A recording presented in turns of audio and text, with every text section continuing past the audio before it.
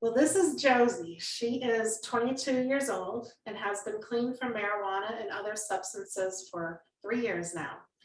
Marijuana was her drug of choice and led her down a path of self destructive behaviors. It heavily affected her mental health, causing acutely heightened anxiety and paranoia. Through working a 12-step program, she has found healing, love, and truth about how mind changing chemicals have affected her. And we are so very grateful she is here. I have the privilege of calling her my friend. I have spent many times with her and have confided in her over the years. And she brings a lot of strength and hope to me. So, Josie, the floor is all yours. Thank you so much. And Thanks, I'm going Aubrey. to turn the camera to her. Can you guys hear her okay? Let's say Testing. Yes, Good. sounds good. Okay. All right. I'm Josie, and I apologize ahead of time. I'm on a new medication that makes my mouth really dry, so I'm going to be drinking a lot of water. But so I'm just going to kind of go through my story. I was born in 2000, and my little brother is 2 years younger than me. So growing up, I was always arguing with him. But I did always feel lonely. We had moved right at the end of elementary school. So I felt like I'd lost a lot of friends, and making new friends was really, really hard for me. And I felt like people didn't like me that much. And so when I was about 16, I ended up going on a trip to Germany, and the drinking age in Germany is 16. So I took advantage of that, and getting drunk for the first time was, it felt awesome. I'm not gonna lie to you guys. Like, it was like everything I wanted it to be and more. And it changed the way that I felt, like exactly how I needed it to. So I carried on drinking the entire time that I was in Germany, which was for a little over a month. And then I came home and didn't have access to any substances. So I calmed down for about 6 months. And then I smoked weed for the first time on, I think the second semester of my junior year of high school. So that didn't go very well. I remember having a lot of anxiety from the get-go, and people were making fun of me, and I was not feeling connected with the people around me. I did not feel serene. And I even kept, I wrote a diary entry that night, and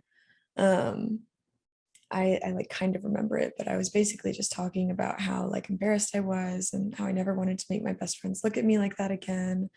And yeah, I just felt very shameful. So I kind of swore it off for a little bit. And then this girl that I really wanted to be friends with because she was popular and pretty and dated a lot and stuff like that. She started to mention that she smoked pot too.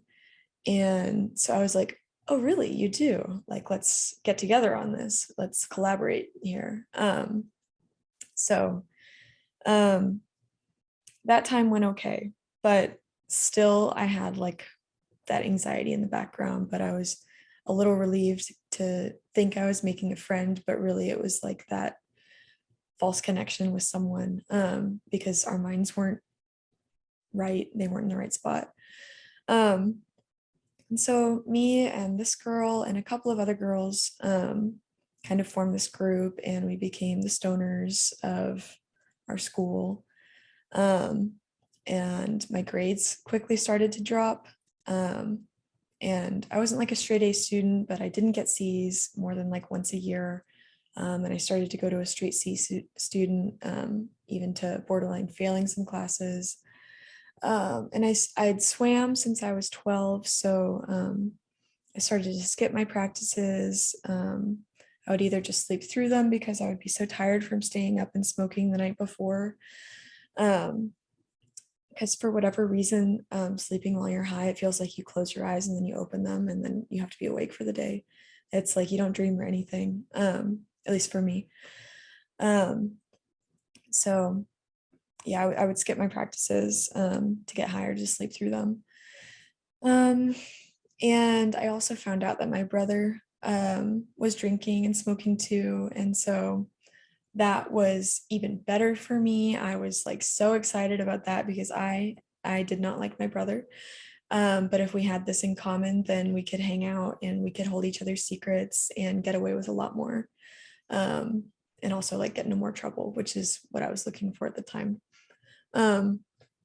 So my brother's addiction escalated to harder drugs, and everyone else in my friend group escalated to harder drugs as well. Um, they really got into Xanax for a while. Unfortunately, I experimented, and that one didn't stick with me. Because I kind of prided myself on being like just the chill stoner and whatever. And my friends started to get too drunk, and they would make messes and keep me up all night if I spent the night with them, or get us kicked out of places, or get us in trouble with their parents. So I decided I was able to swear off alcohol, which I was for a period. I always went back to it, but what I couldn't go without was weed. So anyway, things get pretty bad, and my self-esteem wasn't very high to begin with, because I was using these substances to try to feel better. But the anxiety started to get a lot worse around my senior year, because my mom was starting to catch on to stuff, and my dad was blatantly ignoring everything. He would find bottles and joints and other paraphernalia in my car and just kind of politely leave it right next to the car, like letting me know that he had found it. So my dad was enabling me, and my mom was really suspicious. So my family was, and my brother was addicted to Xanax. So my family was kind of having a really tough time. And the night before my graduation, my brother overdosed, and he survived, but I don't know how, because he took 14 of these special Xanax called Hulk Xanax, and he was on fentanyl as well as Whippets, which is an inhalant, and he does not remember what else. And the only thing that kept him alive, I believe, is the fact that I told my parents, and the adrenaline of like getting caught kept his heart rate up enough. So we had our extended family there staying with us. So the whole family was in drama. It wasn't just the nuclear family anymore. And my mom caught me smoking weed either right before or right after this. And she found out I was drinking and that I had boyfriends and stuff like that. She was not happy. And I was like, how can I work around all of this? So, and we had our grandma come and stay with us for a few months as well to kind of babysit. So anyway, me and my brother become lifeguards, and well, we were lifeguards, so things don't go super well. And I went to college. I went to UT Dallas for a year, but in that first month, I kind of had a change of heart, and I was like, this is a brand new beginning. I'm in a new city. I don't know anyone here. Like, I kind of want to actually, pursue my major and like have some passion and be able to make friends and stuff. And so I lasted about a month of having no substances. And then my brother got really messed up, and he was still lifeguarding at the time, and he destroyed the pool, took a sledgehammer to the walls and messed with the chemicals and pushed stuff in, and went across the street and did the same thing. So anyway, so he got sent to treatment that day. He went to the Center for Success in Houston. And I was home for the weekend. I remember him hugging me and telling me he was going to go away. And, I was like happy for him, but I also couldn't see that I I myself was really destructing, like self-destructing as well.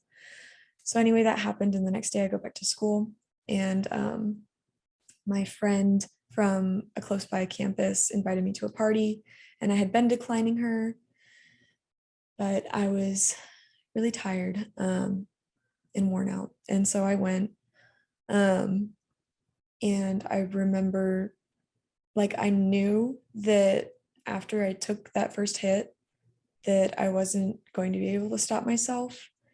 Um, and I know that people say that there's no physical addiction to weed, like that might be true. I won't attest to it, but like the dependency, whatever you want to call it, was very real for me. And it immediately was my crutch again. So the rest of my school year was pretty much down the drain. I've found a few friends with similar interests, and I basically just hung out at this one guy's apartment all day, and I would basically just get high and drink there. Sorry, I need a little water.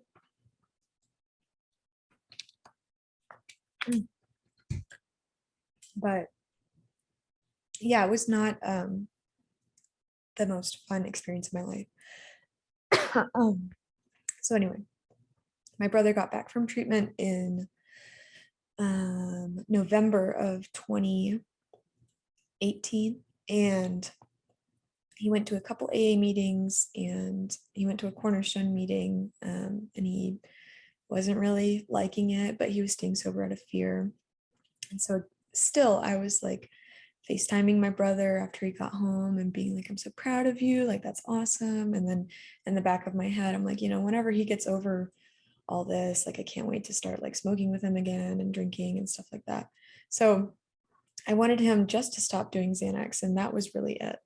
I couldn't actually realize how important it was for him to be completely sober, and for myself to be completely sober. So I managed to somehow pass that first semester, not really well, but my second semester, I I decided that I wanted to do acid, and right like the day before the semester was supposed to start, and a friend of a friend was there, and he took too much and started to feel up on me, and so that was a really uncomfortable situation. And the friends that I had were, most of them were high on weed, and only like one or two others of us were on acid. And so nobody really said anything or did anything to stop it. And I didn't understand what was happening. So I don't know how long it went on, because acid alters your perception of time. So it was really embarrassing. And right after it happened, I went home to take a shower, and that guy, I don't know, he went somewhere, he left. And I went back to my friend's apartment, and I decided that the best way to take care of this was to smoke as much as I could. And so I stayed up all night, and I convinced myself that that it was my fault and that I was stupid. And it became this whole thing in my head where I convinced myself that I was disabled. And I could start to like see it in my reflection, like see like physically the dysphoria. And that really affected me. And I didn't trust anyone really after that, because I was like, everyone's playing a joke on me. Like they think it's just funny because I'm disabled. But I'm probably not disabled unless I'm still psychotic, but probably not. So that affected me for at least 3 or 4 months. That I always had that thought in the back of my head, and I'd even asked people, and they would mess with me about it while I was high. So it kind of just made it worse. So yeah, I stopped going to my classes almost entirely my second semester, and Um, there was only one class I went to because I was interested in it, and it was only once a week, so that was easy enough for me to commit to. But I barely ate. I barely showered and brushed my teeth. I couldn't take care of myself at this point. Um, my roommates hated me because I never did my share of the chores, and I was also coming in at like 4 a.m. every day. So I was like physically deteriorating, but I would do anything to get my next hit. Like when I was home for a weekend, I jumped out of my window. I'm on the second story, and I jumped out of my window to run into my friend's car and sneak out. So I I seriously was gonna do anything I could to keep getting high, even though I really didn't want to. It wasn't like it wasn't like I was getting the shakes or anything like that, but it was like I don't know what to do with myself if I'm not stoned. Um, and I had lost all sense of what it was to have hope and be a person. Um, so I flunked I flunked that semester completely. And I told my parents what my grades were on my drive back to Houston, and they politely informed me that I wasn't going to be going back to college since I flunked out and wasted their money. Um, and I understood that, and I also really didn't like it. So I had this meltdown where I cried like nonstop for like 2 full days. And my brother had been going to Cornerstone for a couple of months at this point. And so after about a week of me kind of moping around the house, he was like, maybe you should come to a meeting with me or something like that. And he got me to go to a coffee, which is kind of just where you get to know people. Like we were at Jason's Deli, just kind of talking. And this girl comes up to me and she's like, I'm I'm so and so, and I'm like, hello, so and so, like super freaked out. Like, why are people approaching me if they don't know me? I'm not used to that. I'm very used to my bubble. Um, and she was like, well, do you know what a sponsor is?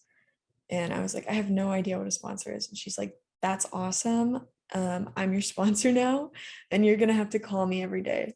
And so I agreed, but I also didn't call her every day. And when I did call, she didn't pick up. So that one didn't really work out. But a couple months later, I picked up my sponsor who I had for about 2.5 years. And she was really great. She got me um, through a lot of really tough times.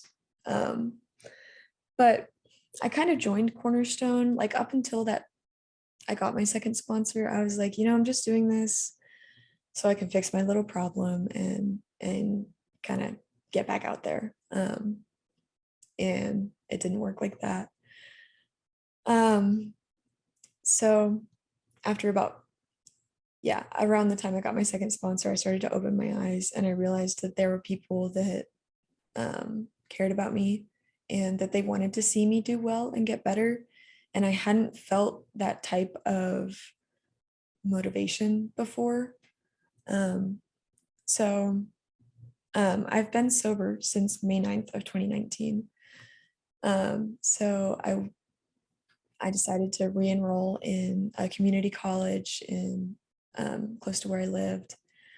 And I was going to meetings like whenever my brother needed a ride there. Like I was committed to staying sober at this point, but I didn't understand the work I had to do. So I felt really terrible. But I built up some confidence in my first semester of my sophomore year because I was really good at communicating with my professors, surprisingly, and I did really well. I got a 4.0. And then I think I burned out. I think like the burst of energy I got from being sober for that long kind of withered without me doing the work to sustain it. And by the time my second semester rolled around, I had ended a 1.5 year long relationship. My grandpa had died, and my mental health was really unmanageable. I was having panic attacks at least once a week, and couldn't get out of bed most of the time. And if I could get out of bed, usually I'd end up on the living room floor and just sit there. So I decided it would be best to unenroll myself from college again, which was a huge hit to my ego. But I put myself into an outpatient program. Um, and that was the best thing that I could do for myself. Um, and I felt like really proud of myself because most of the people, most of the clients in our program are minors. And so a lot of times they end up being forced into outpatient or cornerstone or recovery in general. But I got credit for something, and I wasn't used to getting credit. And I also wasn't used to advocating for myself or trying to get better. So it felt good. And like that little boost of self-esteem helped me start to like get on my step work and call my sponsor every night actually and do my nightly commitments. Um, and I got some consistency in my life because the only consistency I had before that was getting high or sitting in my bed, like completely isolated. But now I had friends and a program that I could work. So I started to really dig in and like Aubrey said in the opening, like this is not easy work. My counselor likes to say it's simple, not easy, which is really true. It's like the steps are right there. There's just 12 of them. They're pretty easy to understand, but not that easy to execute. So I got to like my third and fourth step, which is about kind of letting go of like the stress, giving it up to a higher power. And I could not do that. I held everything inside. That's what I was like. I mean, anytime that I felt like I probably should have given something up, my old solution was just to get high. But now I was supposed to like talk about it and call people and take action towards getting out of the anxiety and the paralysis. And like my feedback every single day from my counselors and my sponsor and my close friends for about 6 months was you need to let go of this stuff. You need to work your third and your fourth step. And that pissed me off so much. But eventually, I got into outpatient during COVID. So eventually, the yoga studio that we go to opened back up about a year and a half ago, and it was suggested to me that I get my own membership and that I check out the classes. And I remembered that it had really been something cool, like a community event that I could go to once a week when I was a newcomer. And I had missed it since COVID started and it got shut down. So I checked it out, and my mom had forced me to do yoga when she caught me smoking weed for the first time, and I really hated it because she was like micromanaging my poses and stuff like that. And she also pulled up a YouTube video of this white lady with dreads. So I was like, Mom, this woman gets high. Um, so unfortunately, I didn't pay much attention back then. But in this class, when I was sober, like as soon as I laid down on that mat, I just kind of burst into tears because I realized that for a full hour, my head wasn't racing and I wasn't thinking completely of myself. And I was doing something like healthy, like I hadn't exercised in a super long time either. So I hopped right in and I started going to yoga 3 times a week. And there were challenges, and then I went 5 times a week for the challenges, and just I needed a lot of yoga and I needed a lot of AA to help me like get back. I won't say back to normal because I don't feel like there is a normal, but get to live a life that I deserve to live at this point. Because getting sober, I had committed to myself that I'm choosing this every day, and so I'm going to make every day worthwhile, whether it's a good or a bad day. There's something to learn. So I have to just keep waking up and going to sleep sober at the very least. But that really changed my sobriety, as did sponsorship. Was we also have something called hosting where a newcomer can come and live with you. So I hosted a few girls. I started hosting and sponsoring about the same time. And it was like changed the course of my recovery, because I still was thinking about myself more than I would like to. And I still had anxiety when I wasn't doing yoga and when I wasn't in a meeting or talking to my sponsor. So,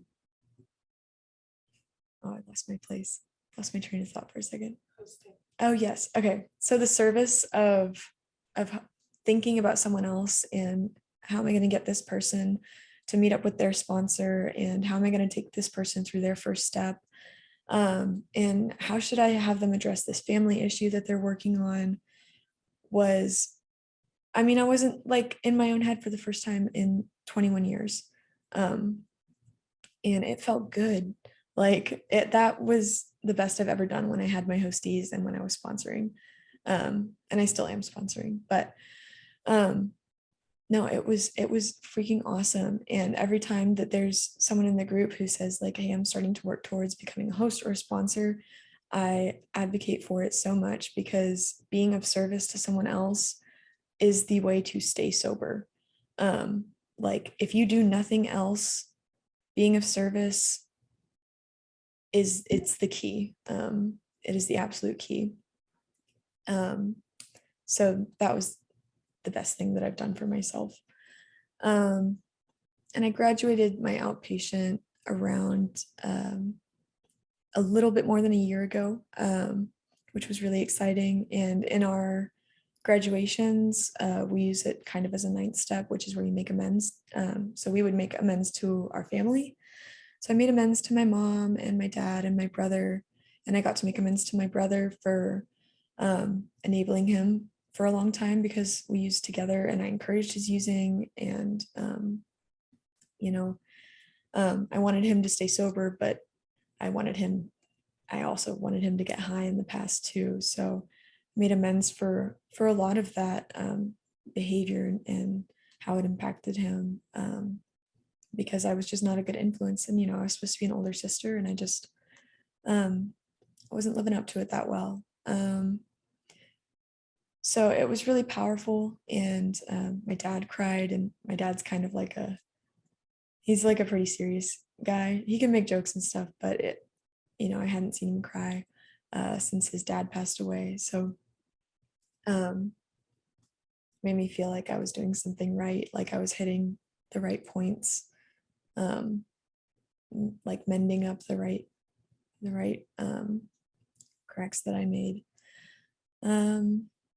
And then after that, I started to work, and I'm not gonna lie to you guys, I struggled to hold down a job. I had this really terrible habit of just not showing up and getting embarrassed that I didn't show up and continuing to not show up until I get fired. So I found a job that I really liked as a front desk attendant at a yoga studio. And I got that job because I took a class on becoming a yoga teacher, and that was really enlightening too. So that was awesome. And eventually I realized I couldn't afford gas or to feed myself on $10 an hour for like 15 hours a week. So I got myself like a better job. I work in a restaurant now, and I've moved out. I have a really awesome relationship with my family, and it's not perfect. Like, if y'all get anything out of this, please know that recovery is not perfect, and the family especially is the last to heal. It took a year and a half before I could like have a conversation with my dad for more than 5 minutes. So it takes a little while, but just be patient and keep doing the work. Yeah, I've moved out now, and I live with my boyfriend, and we have a roommate, and both of them are in the program as well. So I've just kind of set up my life where I continue to be in an environment of recovery, even when I'm home, which is the best thing I can do for myself. And I was so blessed that my parents had my back during my recovery, even if it looked like them holding me accountable, which I didn't like. Um, it was exactly what I needed. I needed them to hold their boundaries. I needed them to ask me to respect the house, and if I didn't, kick me out. And I had to, if I wanted to live there, I was an adult.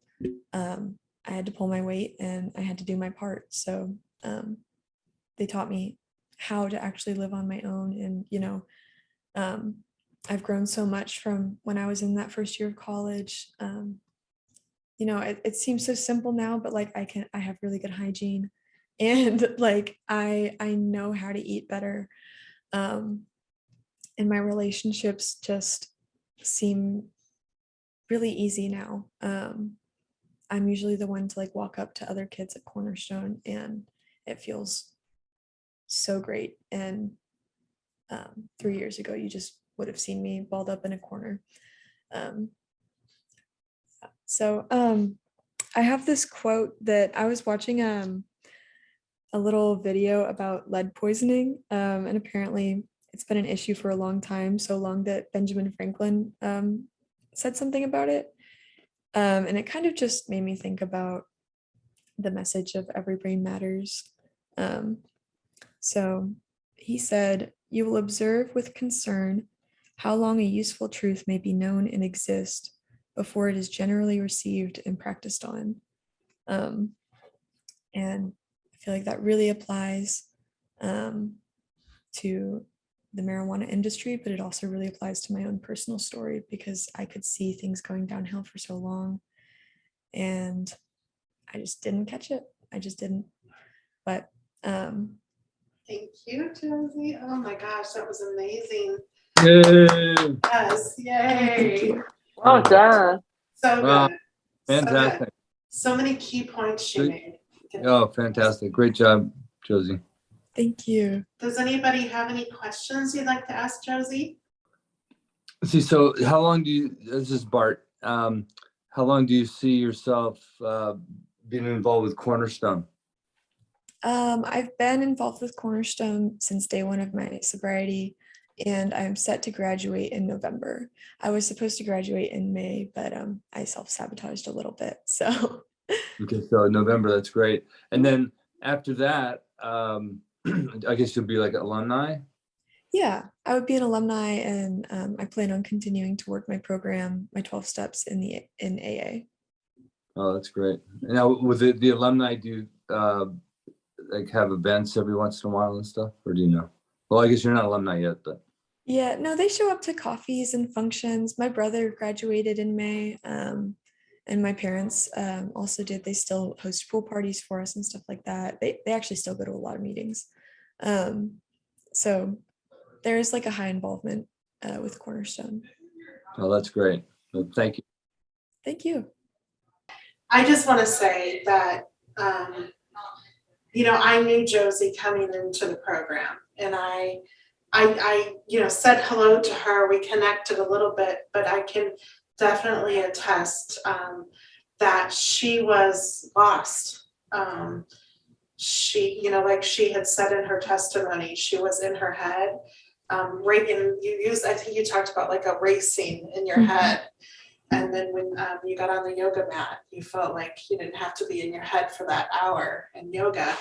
And I remember Josie crying a lot, and just really, and I kept going up to, I just remember I just like wanted to hug you, and I have watched her work extremely hard. I've watched her self-sabotage, I didn't say that right, sabotage, and pull herself right back up. And I watched her build her self-esteem.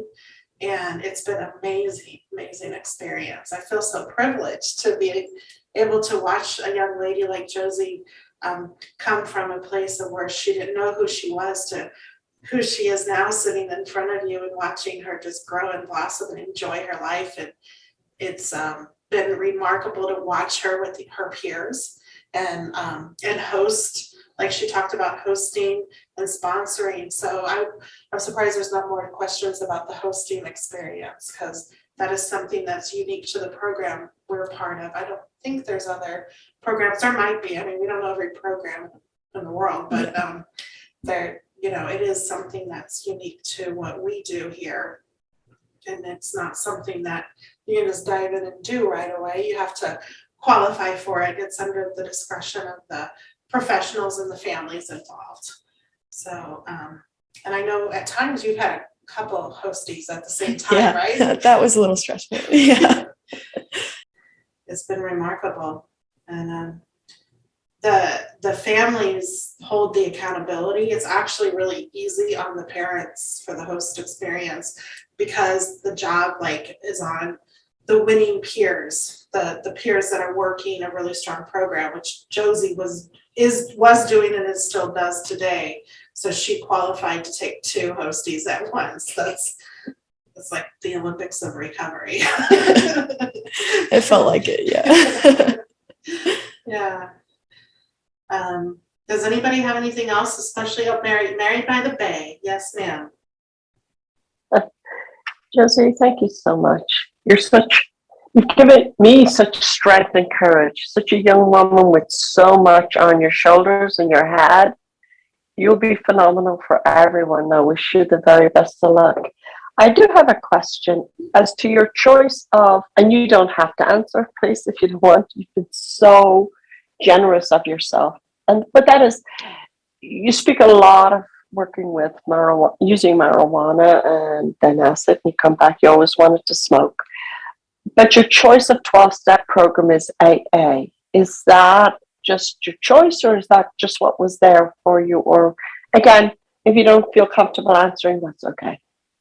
No, that's actually a really good question. When I was getting sober, I had no idea what Marathon was.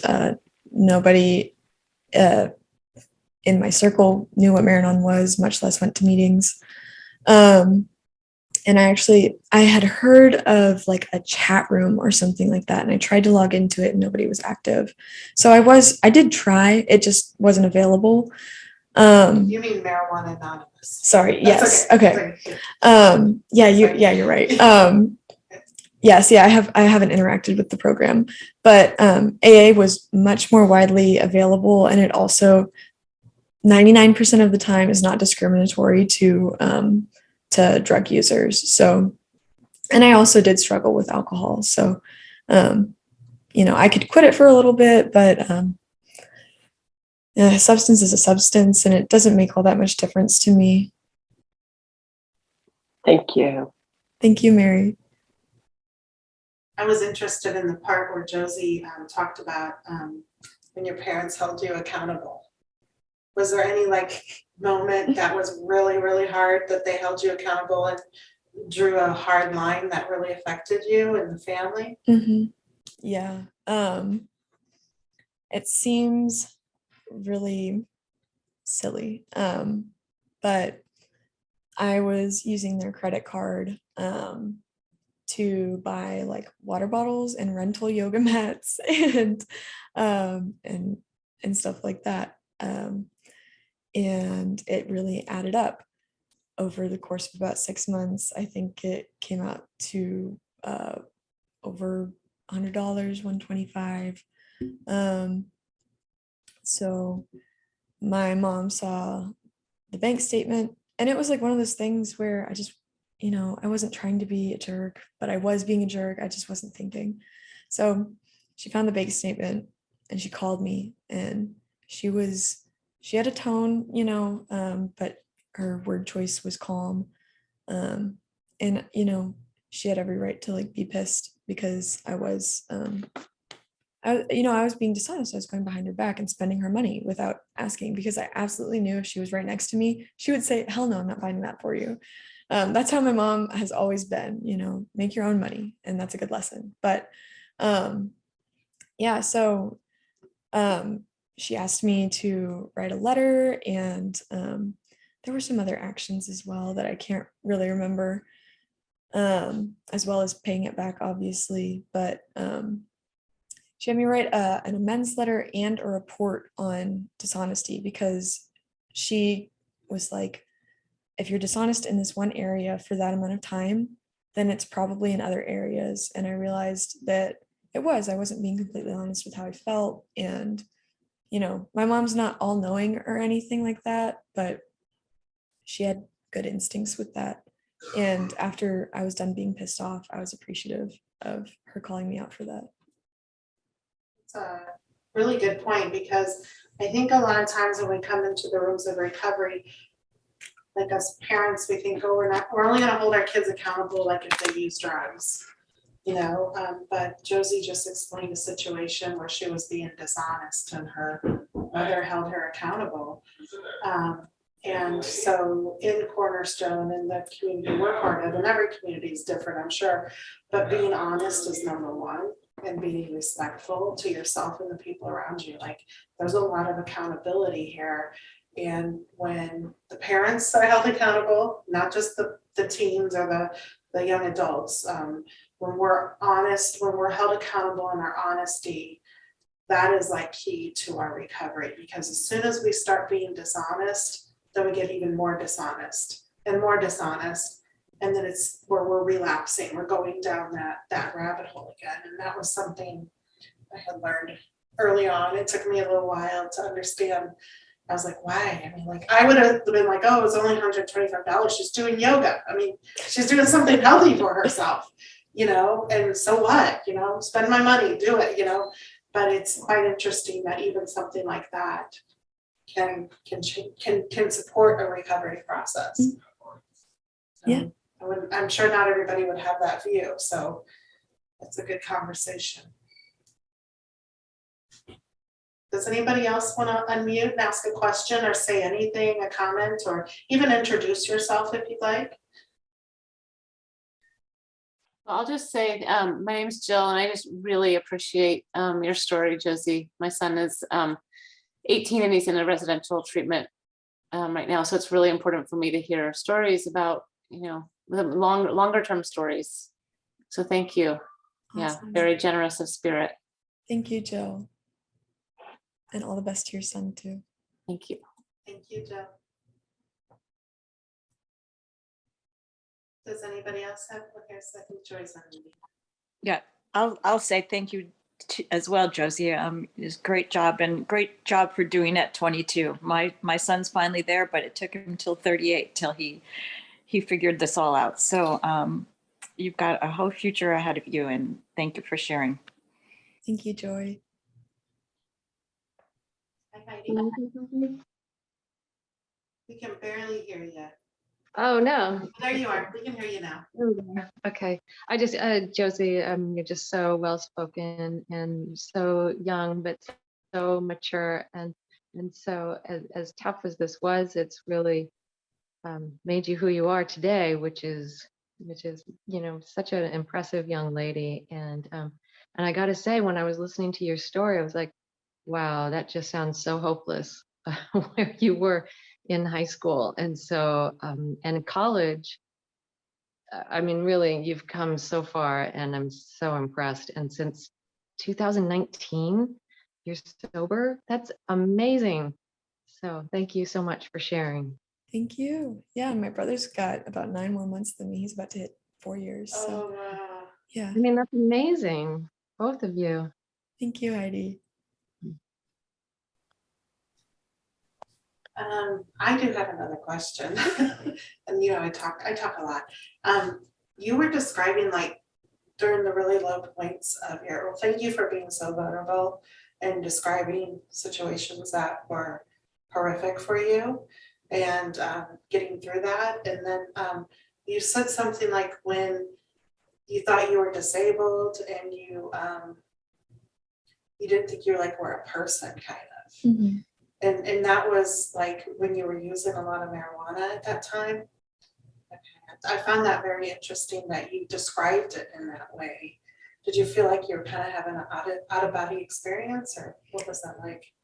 No, I just felt like all of, I mean, it's hard to describe. Like I thought I had a mental disability, so I second guessed everything that I thought. And, you know, the getting high slowed down my brain anyway and gave me some stupid thoughts. So really fed into itself. But also the smoking increased my paranoia and anxiety and the possible psychosis that I was in from that. So it was just a cycle, I guess. Yeah. Yeah. Yeah, so Josie was never diagnosed with psychosis, but she feels like she was either on her way there or was experiencing it at that time. Mhm. We just make that clear. Does anybody else have a question or comment? I'm back.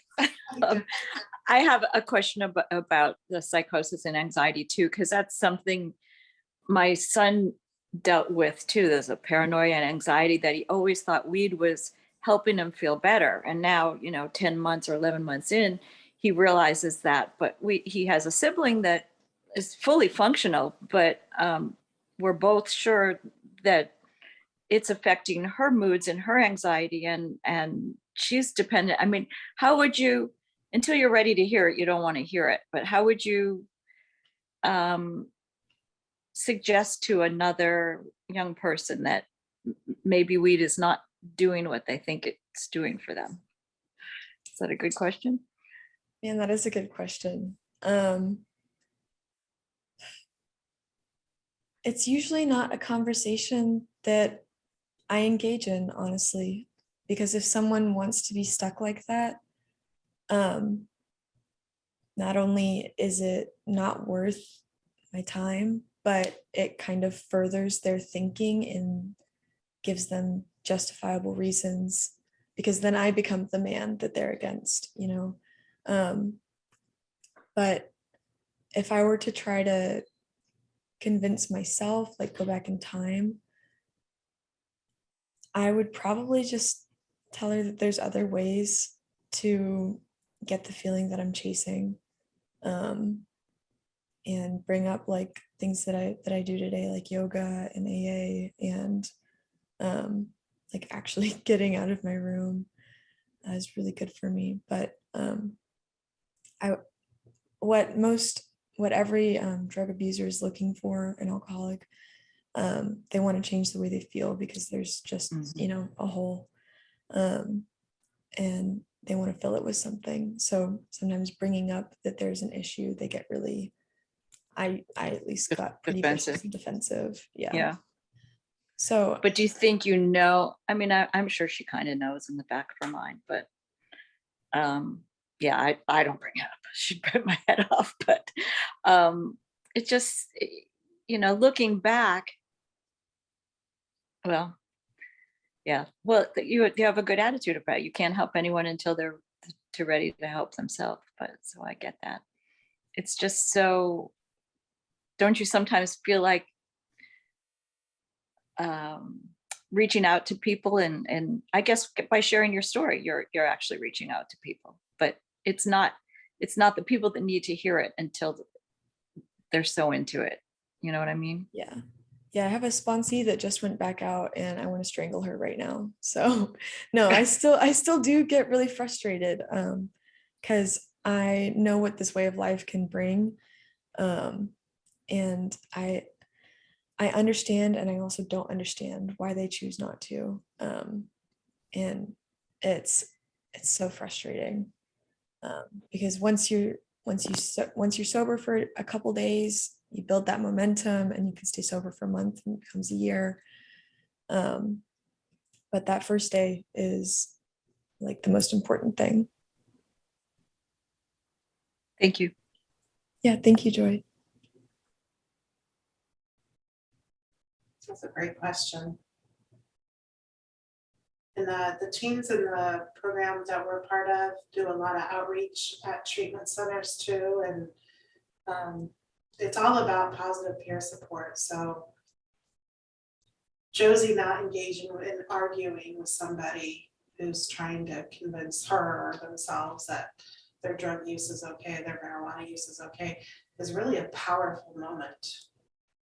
Especially, I mean, like us parents can do it a lot, but when it comes from a peer, it's very impactful. I've seen it, in progress many times, and I've seen parents just like totally disengage and just let the peers, the healthy peers come in. And I've seen Josie do that many, many times. So it's incredible, powerful. Yeah. Even if they're not going to hear it or. Yeah, it's more about the connection Yeah. than anything else. Sometimes they just need to be heard with, some trauma or whatever's going on in their life right then. And it can get them to a vulnerable state where they open up to the idea of being sober. Is there any more questions? Hi, it's Leanne. I have a question for you, Josie. First, I wanted to say thank you, though, for everything, for your time and sharing your experiences with all of us. So my husband has used marijuana and was an alcoholic as well and was sober. Then he started using marijuana, which led him to have a relapse and start drinking. And then he did go into rehab, and he was in a rehab for like about a week. This was his like third time in a rehab. And after he got out of rehab, it was probably within like a week or so where he started using marijuana again. And he's under the thought that he's just going to use like low dosage of marijuana to try to calm his anxiousness and anxiety and things. And so my question is, he does see a therapist and thing every week, but he's kind of like that closed off type of person where he's he doesn't really like going to meetings and like doing that kind of stuff. Do you have any thoughts on helping to like encourage those types of like to go to the meetings, or things that you would have liked to hear, or things that in your experience, things that would have helped you to get back into recovery, or sober, I should say? Yeah. So here's what my brother did for me. Well, he tricked me into going to my first meeting. He told me to come pick him up an hour before it was over. So that helped me get into one of the rooms. But I was super reluctant to go to meetings because I was anxious and antisocial. But my brother would tell me, come check this out and just see what I do. Like, I just want you to understand what I do. Because he was working a much harder program than I was. So I've heard of family members taking their alcoholic qualifier to Al-Anon with them, and then the alcoholic is like, oh man, you're in here for me, aren't you? So or they see the work that they're doing and see the impact that they've made on people's lives, or at the very least you're showing someone else like, I'm working for this relationship, and I'm going to make it as healthy as I can. And Al-Anon is full of hard hitters who have really strong boundaries. So they would also get the message that, push comes to shove, you would, take care of yourself first. So that is a possible route, but yeah.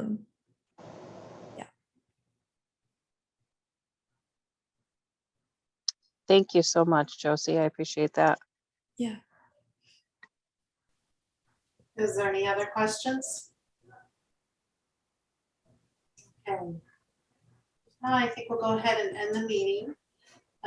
If anybody wishes to unmute and say the serenity prayer with us, please do. And we just really want to give a special thank you to Josie. Yes, thank you guys. Sharing her experience, strength, and hope, especially after what she's been through, is just amazing. And that she allowed to, she chose to do it with the Every Brain Matters community is even more amazing. So we're so grateful for you. Thank you. I'm so happy to be here. Thank you, Josie. Okay, let's all